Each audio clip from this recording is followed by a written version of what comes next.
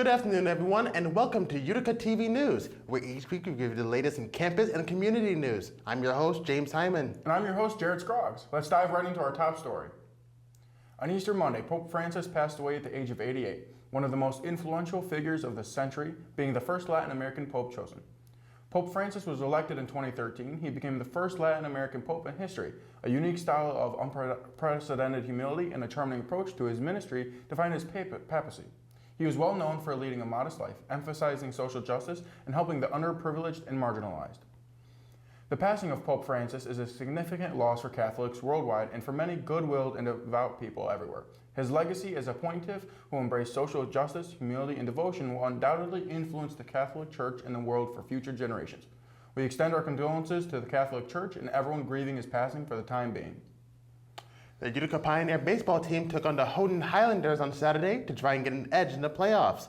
In the third game against Houghton, the Pioneers fell behind early, with the Highlanders scoring 3 in the first inning. The game ended with the Pioneers' second loss against Houghton, 10-6, with Ty Montrose being the top performer for the Pioneers. The Pioneers stand as the 4th seed in the Empire 8 as they try to move up in the rankings. They face the Keokuk College Wolves on Tuesday and Wednesday, with the first game being away.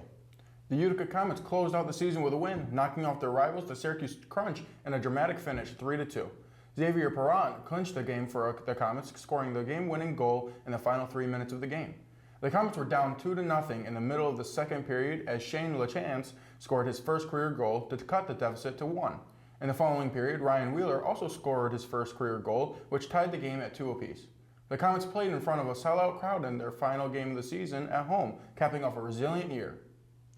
For the developing story out of Rome here, local authorities made a significant arrest following a routine bicycle stop. Police reportedly stopped an individual riding a bicycle in the northern part of the city. He got away for the first time until another officer found him, leading to a foot chase.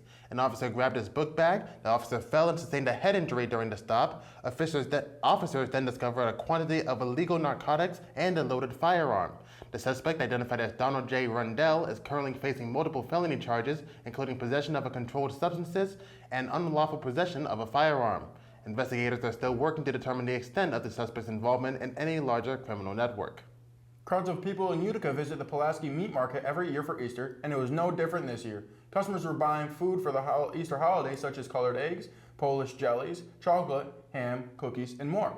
Some people at the market were putting all of their food into a basket so it can be blessed by priest, which is a Polish tradition that is still observed. We hope everyone enjoyed their Easter weekend. In celebration of World Book Day and Earth Month, the Sangertown Square Mall in New Hartford will be hosting a book swap. The Sustainable Book Swap will be a free, family-friendly event where the community is invited to bring generally used books and exchange them with others. The book swap will be held on Wednesday, April 23rd from 11 a.m. to 1 p.m. in Center Court, so bring a book and discover something new to read. The Utica Literature Society will be celebrating the end of the semester with a mocktail event. A pre-selected menu will be available with all drinks being inspired by fantasy novels and stories.